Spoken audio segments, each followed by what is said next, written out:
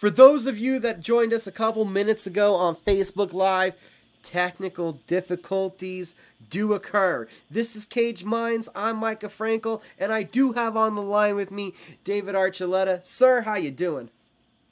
Good. Thanks for bearing with me. Thanks for taking some time out of your day to talk with us a little bit. No problem. So we're talking about amateur kickboxing this weekend, amateur MMA, professional MMA. It's WFC 94. You're part of the amateur MMA card, sir. So, how many fights is this going to be for you? This will be my fourth amateur MMA fight. Fourth amateur fight. How long have you been training MMA? Just a couple years now. Did you have a martial arts, a fighting background prior to starting that training? I did a little bit of boxing back in the day. All right, well, tell us about that. Tell us about your youth boxing experience. Well, it was actually really late. I was about 19 when I started, but it was fun. You know, I fought a lot right away, and it just kind of died out. It got a little old for me because it was so many fights in such a quick time and right back to back. So, but you know, I enjoyed it and I liked it when I did it, and I took a long time off, and I said if I ever wanted to get back into the combat competition, I wanted to try MMA. So I definitely didn't want to regret not doing it. Well, what was it about boxing that first grabbed your attention, that you first dove into trying out boxing? What was it? Just, you know, the sweet science. I liked it. I've always been a combat competition fan. I've always liked it. I've always liked to analytically break down a lot of stuff, and so, you know, I wanted to try the combat part of it. And at the time, one of my stepbrothers was actually training my step-nephew, and he, you know, I just got in with him, and we kind of ran our own little gym and own little thing for a while. We helped train some kids, and that's how I got my amateur boxing experience. What did you find out about yourself or your love for the sport when you started doing it, started getting into that boxing?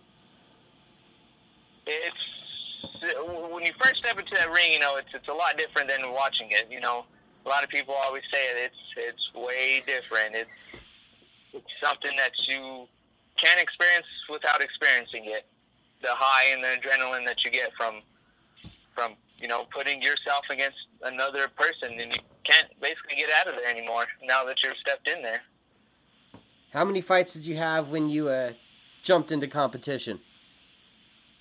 I only had 3 on record, but we had a lot of, you know, smokers and stuff like that we did. And then you took a little time away? Yeah, I took quite a few years, you know. It's just life after that. You know, our boxing gym kind of split apart and went about life. What made you return to combat sports? What made you step into another gym? The itch. The itch you end up getting. It's just something that was... And we were disconnected. Momentarily, I'll be trying to get back in connection with David Archuleta.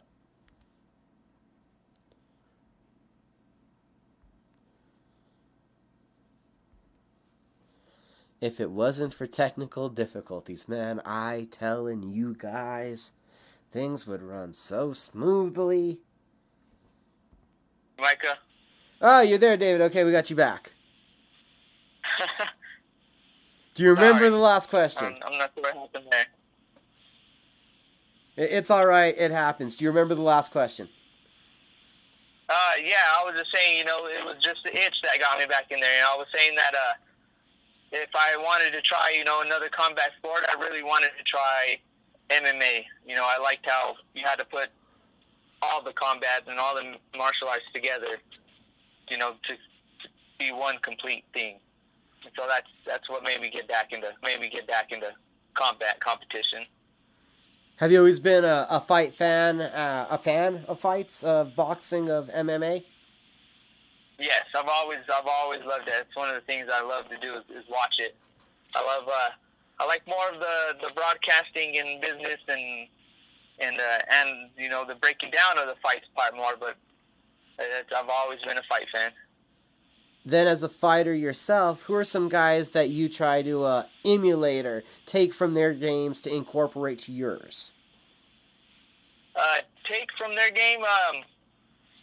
I'm not really sure if I try to incorporate or I've always loved like BJ Penn back in the day. I've always loved his style, his boxing, boxing with the jiu-jitsu based fight style, and then. Other than that, I've always liked, like Conor McGregor, his counter-punching style. I think I try to get too far into my counter-punching too much sometimes and not focus on aggressiveness, but, I think those are kind of the two that I like to try to put together-ish sometimes. And can you tell us about the style of the gym, what the Zia Fight Club has incorporated into your style, what Larry and Sterling have done for you? What they've done a lot is mentally prepare me, and they try to get myself out of my own mind when it comes to fighting, to instill that confidence that they see in me, and it's a tough gym, it's a fighter's gym. Now, you mentioned your record earlier. Well, we mentioned how many fights you've had earlier. Could you tell me what the record is you have? I'm 0-3 right now. So what have you taken away from those 3 times out in the cage? What have you learned? The experience, I tend to beat myself up after the fight, but I can't look at it as a loss or anything bad. I just have to learn from it, My last fight, I was dealing with a little bit of nose issue that I've got fixed now, and he called me early, and I got stuck in my own head. The fighters tend to start thinking too much, not doing enough, and that's what I did. And finally, at the end of the 3rd round, I started to actually let go and cut angles and go for takedowns and stuff, and it showed. But it's never. I'm sorry. No, what you were saying. Go for it. I was just saying. It's just. It's never. It's always a learning experience. So. I was gonna ask, even though you haven't had that hand raise moment yet from a cage fight, do you still take the pride in getting in there? Because there's a great accomplishment in that. There's not everybody that wants to go through the grind of the training, the weight cut, and then go and get punched. I mean, I love interviewing you guys. I ain't trying to get in a fight. Yeah. It's tough, it's especially when it's been, the first couple I gave away. The second one there's certain difficulties, problems and stuff, and then this last fight I felt like I definitely gave away, and that itch of wanting for my hand to be raised is there, and I know I have the abilities to do it. It's just when you get inside that cage, a lot of times things tend to, get out of your mind and get stuck in my own head. And so that's what I've been working on a lot. So from the training, from the hard work you've been putting in, do you feel things are coming together?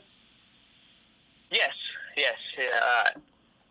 Definitely. Larry and Sterling has helped a lot, tremendously. Even a lot of the fighters around the gym, too. What's some goals? I know you want to get the hand raised, but do you have some other little goals to work on for this fight? For this fight, it's always been. I want to try to incorporate more of the wrestling.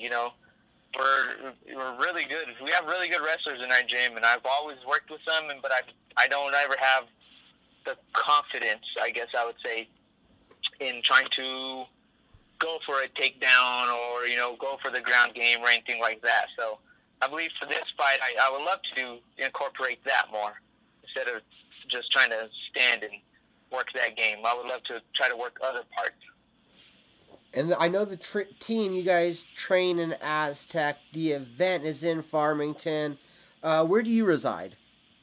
I reside in it's a little bit north of Aztec.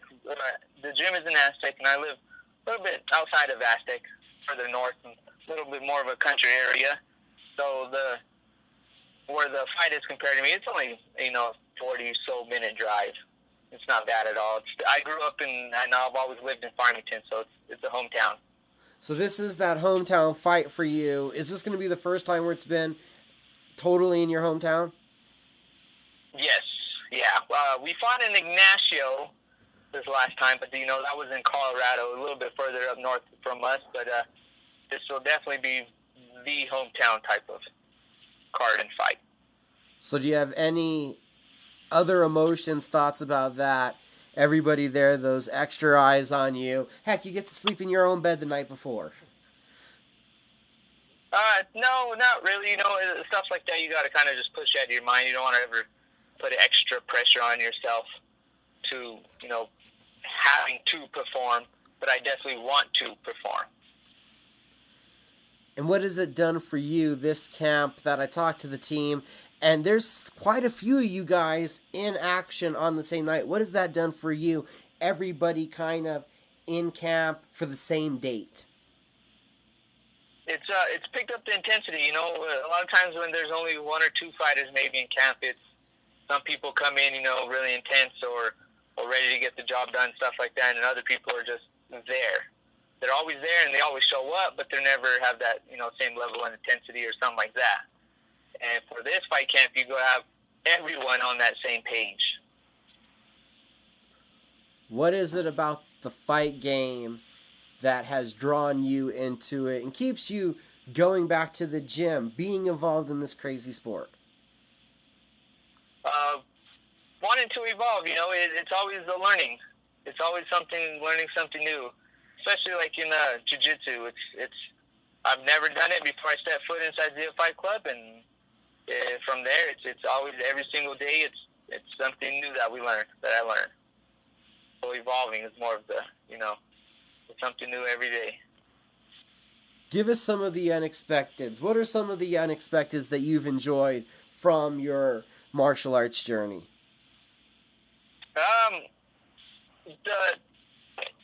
I guess you'd have to say like that feeling you get after a fight or after a really good sparring match or after the good rolling. It's a good high or that adrenaline that you feel going through your body. It feels good. After my last fight, I lost, but it was a really good hard fight, and I had showed a lot of heart. And after the fight, I had tons of people come up to me and they're like, good fight, good job, you never quit. Stuff like that it makes it really like, whoa, even though I lost, I still have all these people coming up, admiring the fight and stuff like that. So, have you thought about that? Thought about inspiring people and thought about that? To you guys, it's just go in the cage, you do what you do, you get in there. But to the other people, they look at you on fight night, you guys, this is something special. Has that struck you at any point yet? I can't quite hear you. You sound a little far. Has it struck you yet? You watch the fighters on TV, and then you have those people that live, they watch you, and they see that it's something special. Has that struck you yet? Yeah, a little bit after this last fight, I actually came across Nico Montano, the UFC champion, and she asked to take a picture with her, and she was like, really good fight. She told me, she said, I was really impressed with your heart, and, the what you showed inside the cage that night. And so stuff like that is like, it kind of makes you step back and go like, whoa, here's the UFC champion saying, good job. How long has it been training now with the Zia Fight Club? The 2 years. How do you feel getting back to training, being involved, has changed you as a person? It's helped me live a little bit of better lifestyle, health-wise, and for my family also. It's something to get distracted from, help distract you from life. a lot of times. And now coming up on Saturday, what do you do to get your hand raised? I have to be confident. I have to go out there and like I said, not get stuck in my own head and don't do too much thinking and just do enough do. What is these last couple of days before the fight like for you? All the hard work's over. What are you doing now for the next couple of days? For these next coming up days? Yeah, for these next couple of days before the fight. What's left for you? Just, run over technique and get that confidence instilled in myself. It's just, focus on the weight. The weight is going good. I don't have to focus on that too much a lot of times, but, focus on that, the technique, and the confidence. Did you have people that you need to thank, shout out to? Of course, the gym, Larry and Sterling, they're always there helping us. All the fighters there helping me. My boss, my sponsor, Al Montano with San Juan Eating in there. He's always helping. And my girlfriend and my daughters, they're always there. Northern Edge Casino, this Saturday, September 1st, WFC 94. David Archuleta, thank you so much for the time, sir. Thank you.